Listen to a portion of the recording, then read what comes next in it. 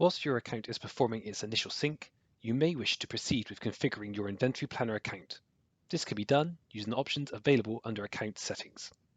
In the Forecast section, this is where you set the default forecasting method for your account. This will affect all variants in the account by default. Please note, these two options at the top can be set at a variant level, so our recommendation here is to set the forecast method which will affect the majority of your items. The top two options we have here are to take into account stockouts history. This is enabled by default. With this enabled, we will assume that if your connected platform were to hit 0 stock for any of your items, you would restrict the customer's ability to buy this. If you do accept back orders or pre-orders, we recommend that you disable this option. On the right-hand side, you can select the default forecasting method.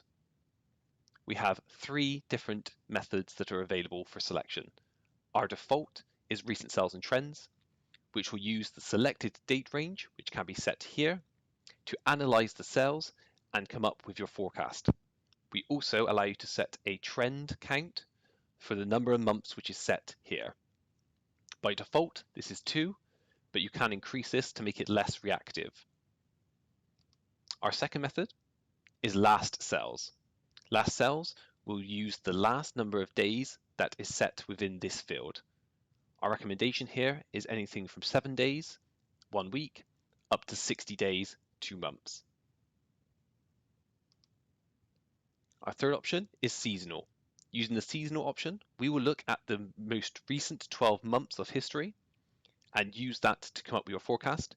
Anything over this, we will then apply also a year-over-year growth or decline if we have seen this occur.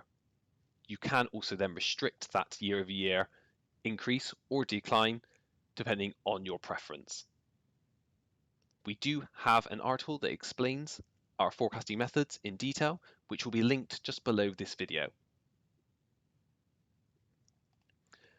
When using a non-seasonal forecast, we also have the ability to apply a seasonal increase for non-seasonal products for Black Friday and Christmas periods, or Q4. With this setting enabled, which it is by default, we will analyze the sales that we saw last October. Then, in comparison to what sales we saw in November, if we see an increase, we will assume this is influenced by the Black Friday and Cyber Monday weekend. If we then see a further increase in sales into December, we will assume this is influenced by Christmas. If you wish to not use this, you can simply unselect this option. We also have the ability to exclude sales. By default, we will exclude sales for Black Friday and Cyber Monday, and also a week before Christmas. If you wish to actually in fact take these into account, you can remove the check marks within these two settings. You can of course also add additional periods should you wish to exclude certain days or any date range from our forecasting. We also offer the opportunity to select a default replenishment value. As explained below, this will be a replenishment value for variants which have 0 stock and no sales. This is good for new items that are coming into your business, which require an initial replenishment recommendation to order to allow you to then start to make sales. We also have a default minimum stock or safety stock. This is a static number which will be applied to your replenishment recommendation to ensure that you end your planning periods with the value that is set here.